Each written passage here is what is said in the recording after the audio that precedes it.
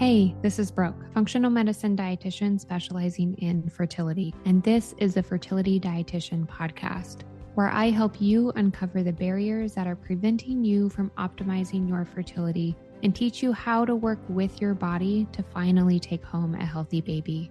Each week, I will be diving into different topics on fertility and sharing my perspective on physiology, metabolic health, nutrition, and lifestyle approaches that have helped hundreds of couples get pregnant even after years of heartache.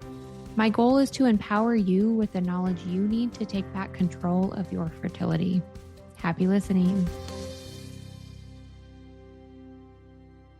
Hello, and welcome back to the Fertility Dietitian Podcast. Today, we're talking about something I see all of the time in practice, especially with women who've been trying to conceive for months or years. They're exhausted, they have low hormones, and they feel like they've tried everything. But their labs often show a really interesting pattern.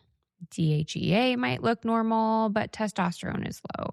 Metabolized cortisol is low, energy is low, libido is low, recovery is poor. And despite taking supplements or even trying hormone replacement, they still don't feel like themselves. So if this sounds familiar, this episode is for you, because today we're talking about a missing piece of the hormone conversation that almost nobody is discussing. It's your mitochondria. And if your mitochondria are struggling, your hormones often struggle too. So let's dive in. What are the mitochondria and why do they matter for fertility, right? Let's start there. Most people know that the mitochondria they know of the mitochondria as the powerhouse of the cell. And yes, they're responsible for producing energy. But what many women don't realize is that the mitochondria do so much more than make energy. They are directly involved in hormone production. And I like to think of it as the mitochondria is producing energy to support or make hormone production happen, right? In fact, the very first step of steroid hormone production happens inside the mitochondria. Pretty cool, right? This means that your body relies on healthy mitochondria to produce hormones like progesterone and testosterone, estrogen, cortisol, and DHEA. When mitochondrial function starts to decline, hormone production can become less efficient. So your body may have the ingredients to make the hormones, and we always have to make sure that is happening initially, right? If we are under eating, over exercising, experiencing a lot of internal or external stress, your body doesn't even have the ingredients it needs to make those hormones. But if it does have the ingredients to make the hormones, it might not have the cellular energy to do that job very well. And this is why looking at hormones alone can often miss the much bigger picture. The lab pattern that I want to pay attention to and do pay attention to in practice is really looking at DHEA. I often see normal DHEA paired with low testosterone and low metabolized cortisol. So before I go any further, I want to be really clear. There are multiple reasons that this pattern can occur. Hormones are complex, but this pattern can sometimes point us toward mitochondrial dysfunction. So think about it this way. DHEA is often considered a precursor hormone. It's one of the building blocks. And if DHEA is available, but downstream hormones remain low, we have to ask, is the body having trouble converting and utilizing these building blocks efficiently? In some cases, mitochondrial dysfunction may be part of the answer. And this is where a root cause approach becomes so very important, because simply replacing hormones doesn't necessarily address why production is struggling in the first place. You might be wondering why mitochondria becomes dysfunctional in the first place. But so mitochondria are incredibly sensitive to their environment. They're consistently and constantly responding to signals from your diet, from your lifestyle, your stress levels, your gut health, your toxic exposures or toxic burden. And some of the biggest stressors I see impacting mitochondrial function include chronic stress, whether it's emotional stress, work stress, fertility stress, financial stress, relationship stress. Your body doesn't separate these categories. It's all stress. And chronic stress increases oxidative stress and can impair mitochondrial performance over time. Poor sleep is another really big factor. Sleep is one of the most powerful mitochondrial repair tools that we have. And when you're consistently sleeping less than 7 hours or your sleep quality is poor, mitochondrial recovery really suffers. Blood sugar instability can be its own stressor also. Large glucose swings create oxidative stress and increase inflammation. This places an additional burden on the mitochondria. Gut dysbiosis or imbalance is a really big area we want to look at for mitochondrial health as well. An unhealthy gut microbiome can increase inflammation. It impairs nutrient absorption and contributes to toxin recirculation. Okay. And in talking about digestion and absorption, we also have to consider mineral status and mineral balance, which is a really big piece of supporting that cellular energy function and making sure you have the resources or the ingredients that your cells and mitochondria needs to create that energy also. So I typically use an HTMA or hair tissue mineral analysis type of test for that. And it can give us a lot of insight as to how to better support or repair mitochondrial function also. All of these impact mitochondrial function, though. Your gut health, your sleep quality, your blood sugar regulation, your overall stress, internal and external. Okay. Environmental toxins are also a big topic that we have to talk about. Plastics, pesticides, heavy metals, fragrances, other chemicals can interfere with mitochondrial function and hormone production. Overall, nutrient deficiencies, so not just those minerals, but vitamins. Also, we know that mitochondria requires nutrients to function. Deficiencies in magnesium, B vitamins, iron, selenium, zinc, antioxidants like CoQ10, omega-3 fats can all impact energy production also. So we have to get a good picture of nutrient status overall. And the stressors in your body, which can be your gut health, your toxic burden, your blood sugar, can be taking those nutrients away from supporting mitochondrial health also. So even if you are getting a lot of those nutrients in, that stress piece is a huge, huge factor also. So learning more about how many of those nutrients are coming in, where they're going, and how they're able to actually support hormones, or if they're able to make it to that downstream hormone production piece, is all things that we have to look at and consider when we're thinking about hormone production and mitochondrial health. So you might be asking, why does all of this matter for fertility? But if you've listened to this podcast for a while, or you followed me on socials, you've heard me talk about egg quality and sperm quality. Mitochondria are one of the most important factors influencing egg quality. In fact, the egg contains more mitochondria, 10 times more, than any other cell in the body. And that should tell you how important and how energy intensive reproduction is and follicle maturation for good quality follicles is. Okay, mitochondria provide the energy required for egg maturation, for ovulation, for fertilization, for embryo development, and for hormone production, as well as implantation support.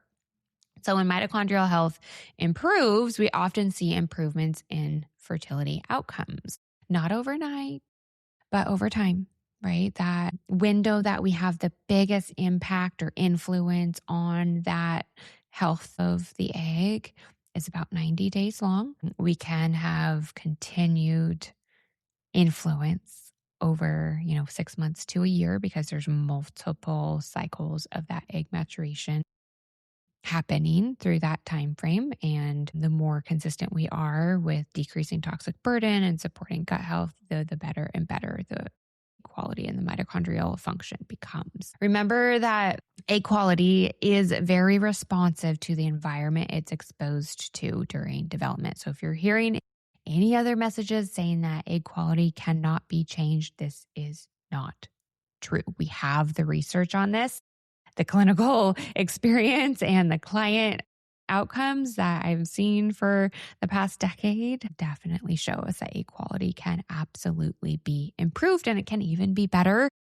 in your 30s than it was in your 20s. And the development process takes, again, at least a 90-day period. So we have to give it time to we have to give ourselves time to implement the changes in order to see the improved outcomes with the overall reproduction and egg quality. All right. So let's be clear. Hormone replacement has a role, but there are situations where it is absolutely not appropriate. So there are definitely situations where it is appropriate and beneficial, and there are definitely situations where it can actually be more harmful. If we only replace hormones without asking why production is declined, we may miss a really big opportunity to create lasting improvement in the overall environment. So it's a little like putting water into a bucket that has a leak. The water may temporarily help, but we still need to identify the repair to be able to prevent the leak, right? That's why root cause fertility care is so helpful. And that's really what it's all about. We ask why hormone production is struggling. What's creating the stress on the system? How do we improve the terrain? How do we support mitochondria naturally? So let's talk action steps. If I was supporting mitochondrial health for fertility, these are the major foundational areas I would focus on first. And of course, we always want to individualize the picture. We want to really investigate your situation and see where your body's at to get the biggest outcomes, but you can always start here first. So prioritizing protein. Your body needs amino acids to support detoxification, hormone production, tissue repair, metabolic health. Aim to include high quality protein at every meal. This also helps support your blood sugar balance. So building your meals around that protein is important, making sure you're including healthy fats and fiber-rich carbohydrates all help stabilize your blood sugar, which means less oxidative stress or less damage to the mitochondria also. Eating antioxidant-rich foods is also very supportive at protecting that mitochondrial health. Think colorful fruits and vegetables, herbs used liberally, spices used liberally, seafood, pasture-raised meats, and nutrient-dense whole foods are all really helpful to get more of the antioxidants in to protect those mitochondria. Really making sleep quality a big priority, aiming for 8 to 9 hours of sleep whenever possible, getting morning sunlight and limiting bright light after sunset can make a really big difference to how your sleep quality is improving also. And of course, we want to be supporting your gut health, making sure you're getting plenty of fiber, fermented foods when tolerated, adequate stomach acid, which can really be nervous system regulation, making sure you're chewing your food well, slowing down to eat, and investigating any chronic digestive symptoms is also helpful to see what may be underlying in there.